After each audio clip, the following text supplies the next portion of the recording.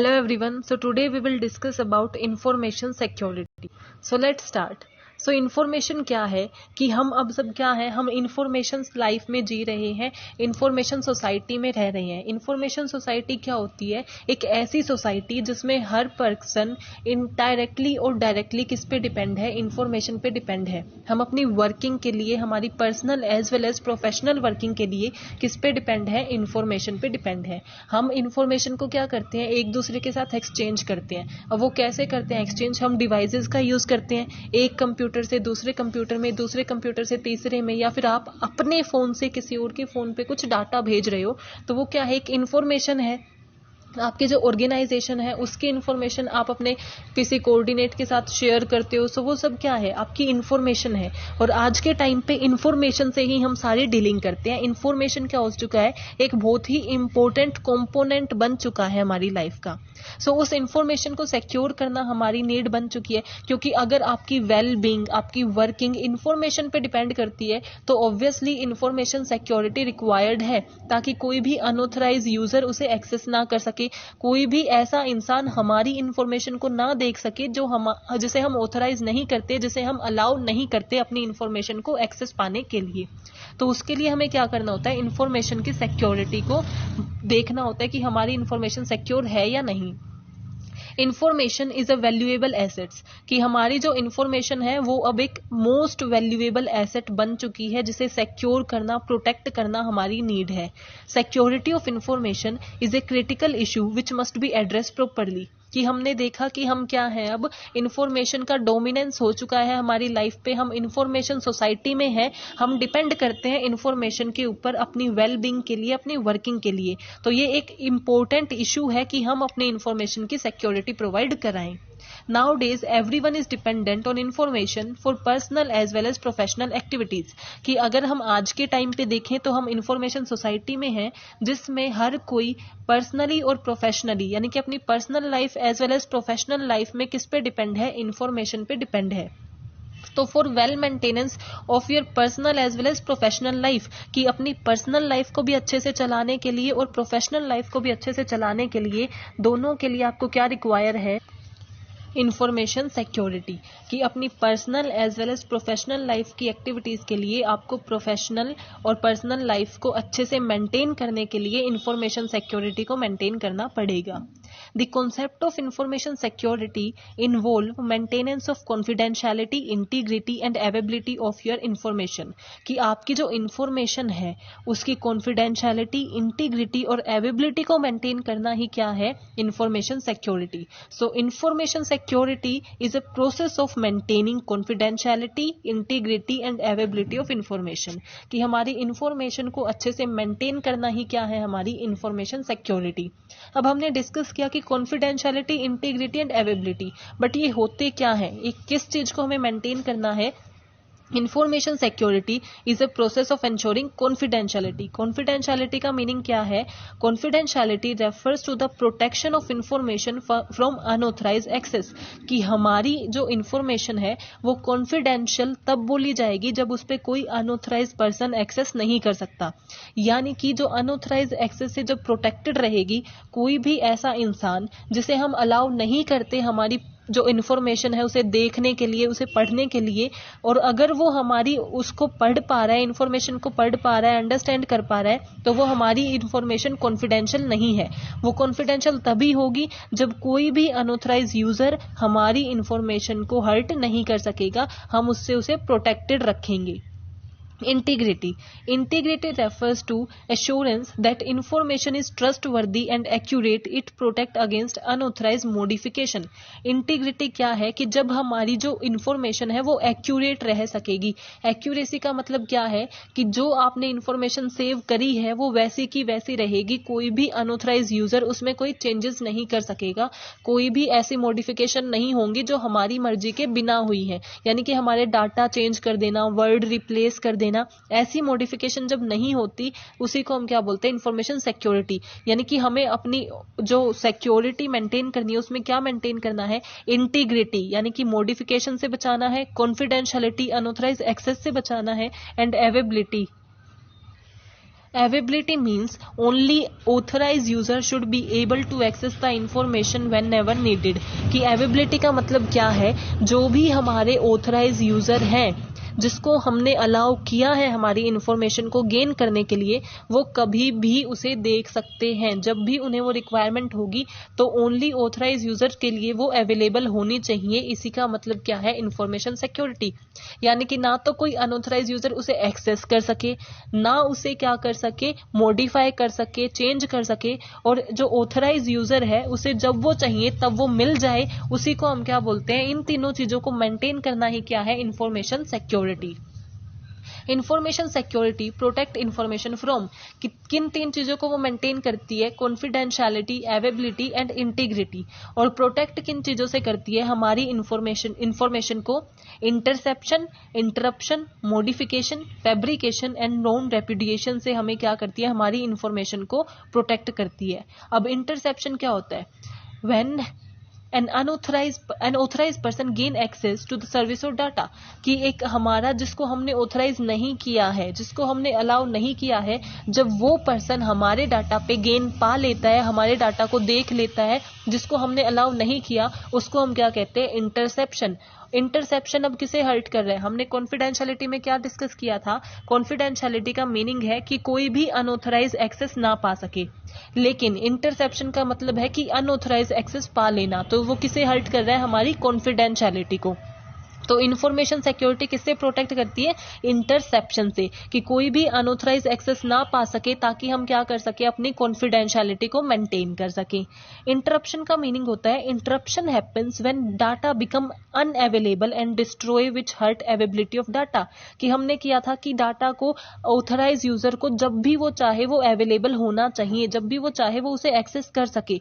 लेकिन इंटरप्शन से क्या कहता है, इंटरप्शन हमारी अवेलेबिलिटी को हर्ट करता है, क्योंकि जब हमें चाहिए होता है, जब हमारे यूजर को वो चाहिए होता है, तब वो उसे अवेलेबल नहीं होता, उसकी अवेलेबिलिटी को जो हर्ट करता है उसे हम बोलते हैं interruption.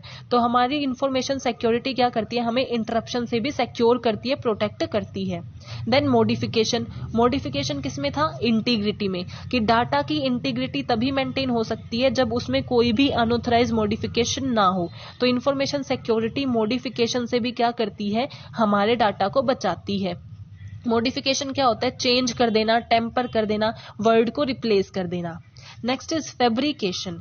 Fabrication happens when an unauthorised person insert spurious data in a network that hurt authenticity of data, यानी कि आपके डाटा की ऑथेंटिसिटी को जो हर्ट करता है। ऑथेंटिसिटी का क्या मतलब है, कि रियल आपके डाटा की एक्चुअल फॉर्म को वो हर्ट कर देता है। ऑथेंटिसिटी यानी कि जैसे जो आप यूज करते हो, लॉगिन पासवर्ड आप करते हो, कि आप लॉगिन करते हो फिर आपका पासवर्ड डालते हो, तो वो आपको क्या बताता है, ये आप ऑथेंटिक यूजर हो, यानी कि जिसने हमारे पास अकाउंट बनाया था वही यूजर क्या कर रहा है, इसे लॉगिन कर रहा है, तभी तो हमें पता चलता है। अब हम लॉगिन पासवर्ड का यूज क्यों करते हैं, कोई भी आप एप्लीकेशन देते हो तो आप लॉगिन करते हो, देन आप पासवर्ड डालते हो। वो पासवर्ड क्यों होता है, क्योंकि वो आपकी ऑथेंटिसिटी को सिक्योर करता है, कि हाँ ये वही यूजर है जिसने हमारे साथ लॉगिन किया था।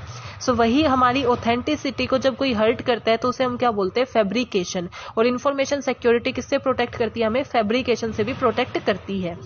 Last is non-repudiation, means both sender and receiver are prevented from denying the data sent and received respectively, कि अगर सेंडर ने डाटा सेंड किया है और रिसीवर ने रिसीव किया है तो वो ये डिनाई नहीं कर सकते कि उनकी तरफ से सेंडिंग एंड रिसीविंग हुई है। और अगर वो ऐसा करते हैं, मीन्स प्रिवेंट करते हैं एक दूसरे को सेंड और रिसीव करने से, उसको हम बोलते हैं कि जो वो नॉन रेपुडिएशन है। यानी कि एक सेंडर ने डाटा सेंड किया और रिसीवर ने रिसीव किया, लेकिन सेंडर को रोकना सेंड ना कर पाने से, या फिर रिसीवर को रोकना रिसीव ना कर पाने से नॉन रेपुडिएशन है, जिसे हमें प्रोटेक्ट करना होता है। क्योंकि कम्युनिकेशन तो हमें चाहिए, अगर आप इन्फॉर्मेशन सेंड करना चाहते हो तो आपको इन्फॉर्मेशन को सेंड और रिसीव तो करना ही पड़ेगा। आपको रिसीवर को भेजनी है तो आपको वो ट्रांसफर कराने के लिए किसी ना किसी डिवाइस से सेंड तो करनी ही पड़ेगी। सो उस सेंडिंग एंड रिसीविंग की प्रोसेस को अच्छे से वो चलती रहे, ताकि हमारी वर्किंग भी अच्छे से होती रहे, उसको मेंटेन करना जरूरी है। सो इंफॉर्मेशन सिक्योरिटी हमें किस किस चीज से प्रोटेक्ट करती है, इंटरसेप्शन से, इंटरप्शन से, मॉडिफिकेशन से, फैब्रिकेशन से और नॉन रेपुडिएशन से। इन चीजों से प्रोटेक्ट करती है, इसीलिए हमारे डाटा की क्या बनी रहती है, कॉन्फिडेंशियलिटी बनी रहती है, इंटीग्रिटी बनी रहती है एंड अवेलेबिलिटी बनी रहती है। अब हम क्या डिस्कस करेंगे, प्रिंसिपल्स ऑफ इंफॉर्मेशन सिक्योरिटी, कि इंफॉर्मेशन सिक्योरिटी में हम कौन कौन से प्रिंसिपल्स को फॉलो करते हैं। अब इंफॉर्मेशन सिक्योरिटी का हमने मीनिंग कर लिया, वो किस चीज को मेंटेन करती है, कॉन्फिडेंशियलिटी, इंटीग्रिटी एंड अवेबिलिटी, ये तीनों चीजें कैसे मेंटेन करती है, हमें किस किस चीज से बचा के, interception, interruption, modification, fabrication and non repudiation. अब कौन से प्रिंसिपल इंफॉर्मेशन सिक्योरिटी फॉलो करती है ये सारी चीजें करने के लिए। सो फर्स्ट प्रिंसिपल है अकाउंटेबिलिटी प्रिंसिपल। अकाउंटेबिलिटी नेम ही सजेस्ट कर रहा है, यानी कि किसी को अकाउंटेबल बना देना, अकाउंटेबल बना देना। Accountability principle denote that someone should be made accountable for relevant aspect of information security. इसका मतलब क्या है, अगर आप एक ऑर्गेनाइजेशन में काम करते हो, अगर आपने इंफॉर्मेशन सिक्योरिटी की कोई पॉलिसी बनाई है, तो आप किसी ना किसी एक पर्सन को अकाउंटेबल बना दो कि अगर हमारी जो इंफॉर्मेशन है वो हर्ट होती है, वो डिस्ट्रॉय होती है, तो आपको आंसर देना होगा कि ऐसा क्यों हुआ। किसी को हम अकाउंटेबल बनाएंगे तो वो क्या करेगा, हमारी सिक्योरिटी को मेंटेन करेगा, ज्यादा अच्छे से वर्क करेगा। तो पहला प्रिंसिपल यही है कि किसी ना किसी को अकाउंटेबल बना दो कि अगर कुछ भी होता है तो उसके लिए आंसरेबल आप होगी। सेकेंड इज अवेयरनेस प्रिंसिपल, कि जो भी आपने जो इंफॉर्मेशन सिक्योरिटी के मेजर्स यूज किए हैं, पॉलिसीज यूज की हैं, उसकी अवेयरनेस और नॉलेज अपने यूजर तक पहुंचाओ ताकि आपकी इंफॉर्मेशन सिक्योरिटी अच्छे से वर्क करे। Indicate that awareness of risk and information security measures must be distributed and training program should be organised, कि जो भी आपने मेजर्स दिए हैं, पॉलिसी बनाई है, उसको अच्छे से समझा दो, उसकी अवेयरनेस करो ताकि हम ज्यादा अच्छे से उन्हें अडॉप्ट कर पाए और ज्यादा अच्छे से वो वर्क कर पाए। मल्टी डिसिप्लिनरी प्रिंसिपल, इसका मतलब क्या है कि हमें अपनी जो इंफॉर्मेशन है उसको सिर्फ टेक्नोलॉजिकल ही नहीं, नॉन टेक्नोलॉजिकल इशू से भी बचाना होगा। यानी कि ऐसा नहीं है कि सिर्फ हैकिंग हो सकती है, क्रैकिंग हो सकती है, या फिर कोई अनऑथराइज एक्सेस कर सकता है हमारे डिवाइस को, एज वेल एज हमें फिजिकल सिक्योरिटी भी प्रोवाइड करनी होगी। जरूरी नहीं है कि सिर्फ जो है टेक्नोलॉजिकल अटैक ही होंगे, साइबर क्राइम भी होंगे, ऐसा भी हो सकता है नॉर्मल क्राइम हो, कोई आके वैसे हमारे कंप्यूटर को चोरी कर ले या फिर उसमें तोड़फोड़ कर दे। सो वो क्या है, हमें दोनों साइड से उसे सिक्योर करना पड़ेगा। इंटीग्रेशन प्रिंसिपल, इंटीग्रेशन का मतलब क्या है कि जो भी हमारा सिस्टम है वो कलेक्टिवली वर्क करता है, कोऑर्डिनेट करता है, एक दूसरे से कनेक्ट होते हैं। हमारा एक कंप्यूटर सेंड कर रहा है तो दूसरा रिसीव कर रहा है, कोऑर्डिनेशन बनाए रहना चाहिए। जैसे जो भी डिपार्टमेंट होते हैं हमारी ऑर्गेनाइजेशन के, मार्केटिंग, फाइनेंस, प्रोडक्शन, वो सब एक दूसरे से कनेक्टेड होते हैं, तो उनके बीच में इंटीग्रेशन बनी रहनी चाहिए, यानी कि उनके बीच में इंफॉर्मेशन फ्लो सही से एक्सचेंज होना चाहिए ताकि हम अच्छे से डिसीजन ले सकें, अच्छे से उन्हें अडॉप्ट कर सकें। That indicate information security measure should be well integrated and coordinated, यानी कि अच्छे से कोऑर्डिनेशन होना चाहिए। Then timeliness principle, timeliness principle क्या है, जो भी हमने मेजर्स बनाए हैं, जो भी सिक्योरिटी प्रोसीजर बनाए हैं, वो ऐसे होने चाहिए कि अगर हमारी इंफॉर्मेशन पे कोई थ्रेट आता है, कोई अटैक करता है, तो वो टाइमली उसे रिस्पोंड कर सके, उसका रिस्पॉन्स दे सके ताकि हमारी इंफॉर्मेशन को बचाया जा सके। Next is reassessment principle. Reassessment principle क्या कहता है, that various measures and operations related to information security should be reassessed periodically, यानी कि जो भी आप प्रोसीजर यूज कर रहे हो, जो भी मेजर आप यूज कर रहे हो अपनी इंफॉर्मेशन सिक्योरिटी के लिए, उसको टाइम टू टाइम आप रीअसेस करो। एक पीरियड के बाद हर 6 महीने में, क्वार्टरली, एनुअली उन्हें क्या करो, चेक करो, रीअसेस करो, ताकि कोई प्रॉब्लम दिखती है तो हम उसे क्या कर सके, मीन्स उस प्रॉब्लम को कम कर सके, उस प्रॉब्लम को प्रिवेंट कर सके और ज्यादा स्ट्रॉन्ग हमारी जो सिक्योरिटी है वो बनी रहे। Then cost effective principle. Cost effective principle suggests that information security measures must be cost effective and cost of information security must be in relation to the value of information.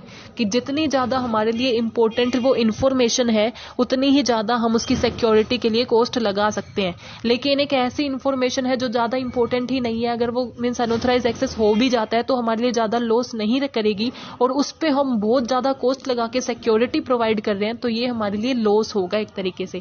तो हमें cost effective रहना जरूरी है, ये principal भी हमें follow करना चाहिए कि जितनी ज्यादा कॉस्ट हम दे रहे हैं उतनी ही वो इम्पोर्टेंट भी होनी चाहिए। Societal factor principle. It state that ethic must be promoted keeping in the view of right and interest of other. कि इस प्रिंसिपल में हम क्या करते हैं कि हम सोसाइटी के इंटरेस्ट को मेंटेन करते हुए, यानी कि हम कोई ऐसा मेजर यूज ना करें जिससे एनवायरनमेंट को थ्रेट हो, पोल्यूशन बहुत ज्यादा होता हो, कुछ ऐसी चीजें यूज ना करें जो एनवायरनमेंट फ्रेंडली ना हो. तो हमें सोसाइटी के इंटरेस्ट को देखते हुए ही क्या करना चाहिए, अपने प्रिंसिपल्स को यूज करना चाहिए. Principle include fair presentation of data and information, यानी कि हमें कुछ भी फॉल्स रिप्रेजेंट नहीं करना चाहिए, सब कुछ फेयर होना चाहिए. So I hope you are clear with this topic. If you have any doubt, please mention in comment section. Thank you. Keep supporting.